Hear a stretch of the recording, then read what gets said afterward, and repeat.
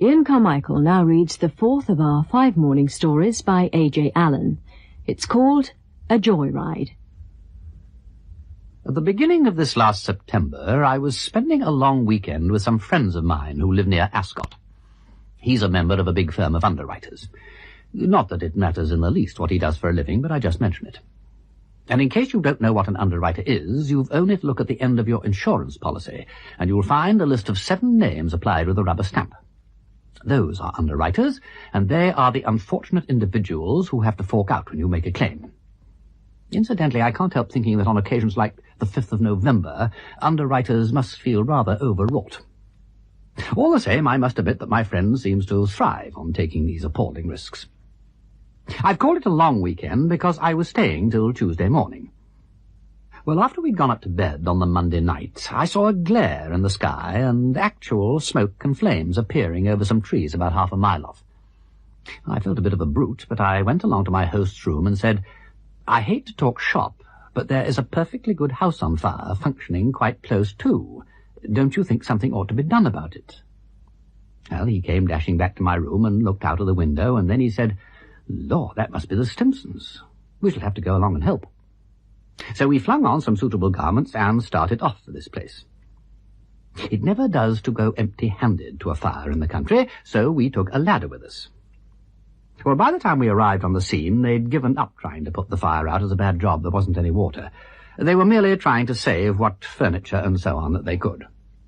The lawn was already strewn with a somewhat embarrassing array of one thing and another, and as the staircases had both gone, we propped up our ladder against a first-floor window and carried on the good work till the roof fell in.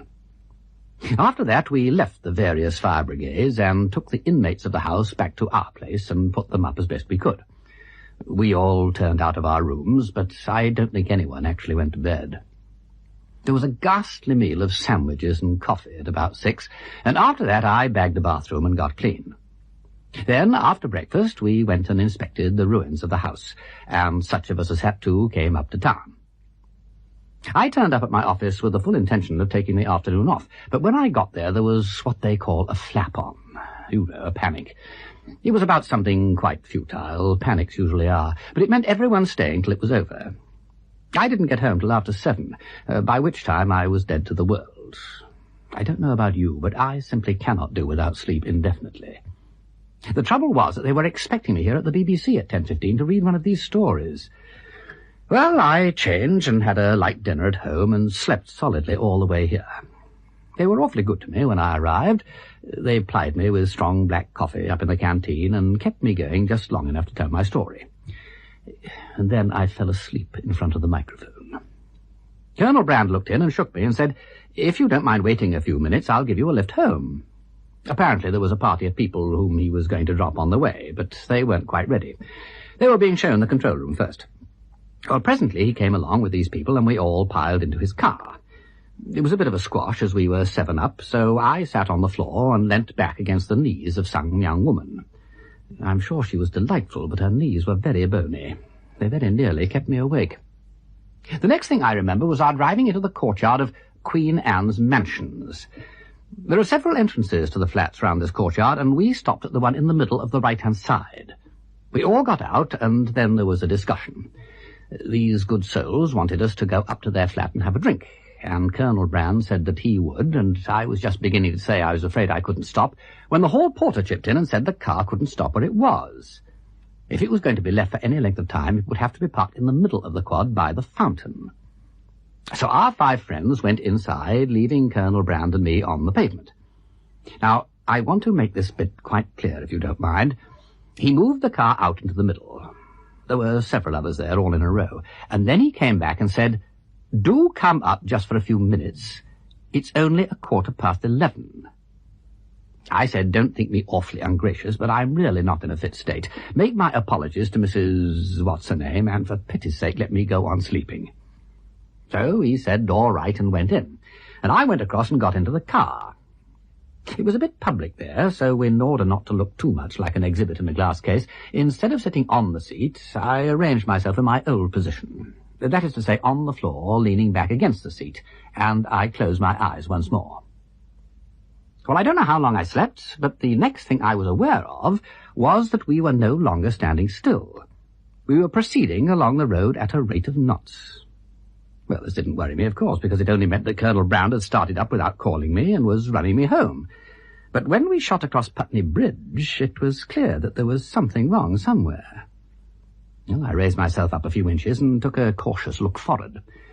Well, that did give me a surprise, if you like, because it wasn't Colonel Brown driving. It was a much smaller man in a bowler hat. Well, it didn't take me very long to realize that this cove, whoever he was, had walked in and stolen the car without noticing that he'd got me too, and I wished him joy of me. The question was how best to deal with the situation, and I came to the conclusion that it would be wisest to sit tight and see where we went. As you probably know, it's the receivers of stolen cars who are the important people to catch. Well, I huddled down as much out of sight as possible and did my utmost not to doze off. But I'm afraid I must have done, because I found some time later we'd left the main road without my knowledge and were going through a whole lot of narrow country lanes. Finally, after a good long time, on the way up a big hill, we turned in at some gates and stopped. My friend got down, opened the doors of a garage, turned the car round, backed it in, switched off the lights, and locked up. Well, as soon as his footstep had died away, I got out of the car and had a feel round.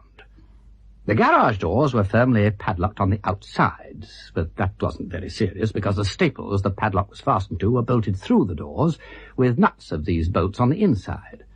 All one had to do was undo the nuts with a spanner and emerge, which I did. On my left, as I came out, I could just distinguish the shape of a medium-sized house, which clearly belonged to the garage, and I took enough particulars of that house to be able to know it again. There was a light in one of the ground-floor windows, but the curtains were drawn and one couldn't see in. However, I had found the place, and it couldn't run away, so that was all right. I didn't see the fun of hanging about all night, and I was determined that Brad should have his car back whatever happened, and it was my only means of getting back to London, so it seemed wisest to make certain of the car first. I went back to the garage and shoved it out. Fortunately, the little bit of drive sloped down to the gates, and the road outside was downhill too, so I was able to get in and run something like 300 yards without starting the engine or making any noise. I pulled up at the side of the road and thought some more, and the more I thought, the more I jibbed at the idea of going away without being able to identify the man. It seemed so feeble, and while I don't mind doing anything wrong, within reason, I'm blowed if I'll do anything feeble. Well, there were still lights on downstairs. The man himself opened the door, and the moment I saw him, I began to have my first doubts as to whether there mightn't have been a mistake somewhere. He didn't look at all the sort of person you would expect to steal motor cars.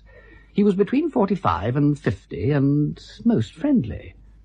He never asked me what I wanted. He simply said, "Glory be, can you draw a cork?" I said, "Can I draw a cork? Well, of course I can. Don't be ridiculous. Why?" Then he told me. He said, "We're in a dreadful predicament. I've made £5,000 in the city today. We've only one bottle of whiskey worthy of the occasion, and I've got a sprained wrist, and I can't trust my wife." I said, "Well, I'm sorry you can't trust your wife, but have you tried knocking the neck off the bottle?" He said, "My dear man, it is 90 years old. Come along." And he took me through into a little smoking room where he introduced me to his wife. She was an extremely charming woman in a negligee that made even me blink. It fairly took the cake for negligence. We said, "How do you do?" Next they introduced me to the bottle with the cork which refused to be drawn, but it didn't persist in its refusal for very long. When he was safely out, we all had some of this gorgeous stuff in liqueur glasses. Do you know, it was impossible to tell it from the finest old brandy. It was like milk. No, better than milk. We sort of sat and chatted, and they gave me my position, which, by the way, was 6 miles from Guildford, so I must have just nodded off a bit on the way down. Well, time went on, and I was wondering how on earth to introduce the subject of his being a thief without striking too discordant a note, when my eye was caught by an engraving of the close at Rugby hanging on the wall. He saw me looking at it, and he said, "Were you there by any chance?" And I said, "Yes." Then he asked me what house I was in, and I told him, and he said, "Whitelaw's? Were you in Whitelaw's? So was I." "That means we shall have to have another." Well, quite inevitable, of course. Actually, it meant more than that. It meant I couldn't run him in, whatever he'd done. Anyway, he poured out another modicum all-round of this priceless liquid, and we went on swapping lies about the Bodger and Puff and Bull and various other people who are now either bishops or angels, until I suddenly caught sight of the time. 1:30. I jumped up to go, but first they wouldn't hear of it. Why not stay the night and go up to London in the morning? Well, you've no idea how difficult it was to get away. It was even more difficult to prevent them walking down to the car with me, and that really would have been awkward. We continued to swear undying friendship until we were too far apart to shout, me feeling no end of a hypocrite, mind you. But when I was safely out of earshot, I broke into a brisk trot, because any minute they might have noticed that the garage doors were open. I found the car all right and started back to London. Well, there was a small village about a mile further on, and halfway along the main street there was a police station. Just as I was getting to it, a policeman ran out bang in front of me. He was the largest and fattest policeman I ever saw.